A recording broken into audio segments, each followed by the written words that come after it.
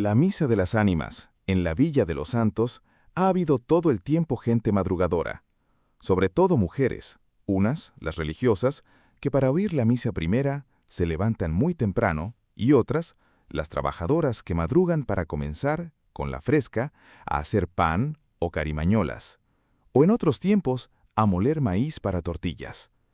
Muchas de estas mujeres, en tiempos pasados, tenían la costumbre de ir a bañarse en el río, tan bello y de agua tan tibia y agradable en el verano, que de veras convida a hundirse en sus ondas, antes de que llegara la luz del alba, y con ella, las miradas indiscretas de los hombres. Juana Franco era una de esas mujeres del pueblo, pobre y trabajadora, que se ganaba la vida haciendo tortillas. Vivía en el llano del Panteón, que hoy se llama Barrio de San Mateo. Acostumbraba ella madrugar mucho, ir a bañarse al río y traer de regreso un cántaro de agua en la cabeza, sobre un rodillo de trapo, como aún lo hacen algunas campesinas santeñas, para mojar el maíz a medida que lo molía en la piedra y para otros menesteres caseros. Ella siempre trataba de acabar temprano, pero siempre la cogía la mañana, afanada en sus quehaceres, y casi nunca iba a misa por falta de tiempo. Alma sencilla, no dejaba nunca de reprocharse su falta de cumplimiento con la iglesia, y todos los días se repetía lo mismo. Un día de estos, voy a levantarme más temprano para terminar pronto y alcanzar aunque sea la última misa. Pero pasaba el tiempo y nunca podía cumplir su propósito. Una noche de enero, blanca de luna, clara como el día, se levantó Juana Franco creyendo que era de madrugada y salió de su casa como de costumbre en dirección del río.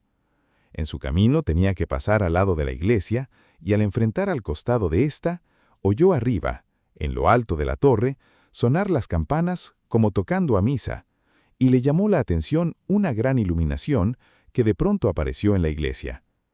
«¿Qué pasará?», pensó Juana Franco. «¿Será ya tan tarde que va a empezar la misa?». Miró por la puerta lateral de la iglesia, que estaba de par en par abierta, y vio que había mucha gente adentro. Puso su cántaro en el suelo, recostado a una palma real de las que allí hay, mientras pensaba: «Efectivamente, están en misa. Voy a aprovechar esta ocasión para ir a misa, que hace tiempo no lo hago». Caminó por el atrio hacia la torre, dobló la esquina del atrio y entró por la puerta del Perdón.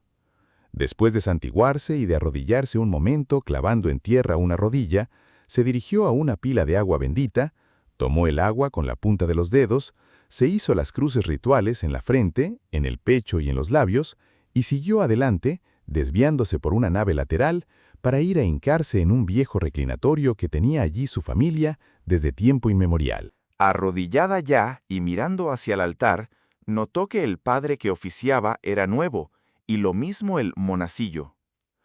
Luego se fijó en la enorme profusión de luces procedentes de velas de cera, blancas como perlas, y adornadas de cintas muy blancas, que había ante el altar, y la gran cantidad de muchachas vestidas de blanco impecable que se arrodillaban allá, cerca de la sacristía. «¿Habrá algún matrimonio?», pensó Juana Franco. «Pero no se ven los novios». Miró con más cuidado en todas direcciones.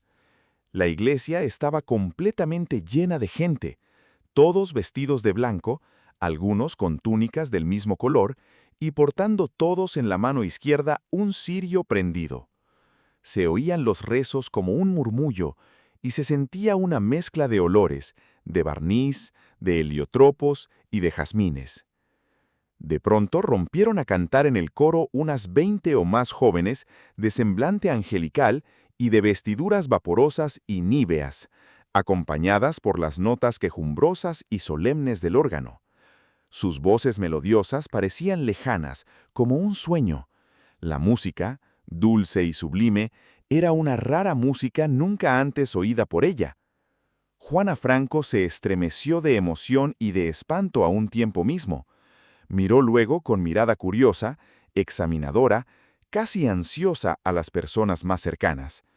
Vio rostros desconocidos, pero también empezó a identificar a algunas personas. Ahí estaba Juanita Castillo, más allá Juan Facundo Espino y Miguel Saucedo y Dominga Correa, todos difuntos. Juana Franco temblaba como el azogue. Estaba azorada, muerta de frío y de miedo. Quiso gritar y no pudo, pero en ese instante una señora se le acercó sonriendo, la tomó del brazo y amablemente le dijo: «Venga, comadre, salga de aquí, que esta misa no es para los de la tierra». La miró bien Juana Franco y vio que era su comadre Micaela Moreno, amiga de infancia, muerta hacía muchos años cuando las dos eran todavía mozas.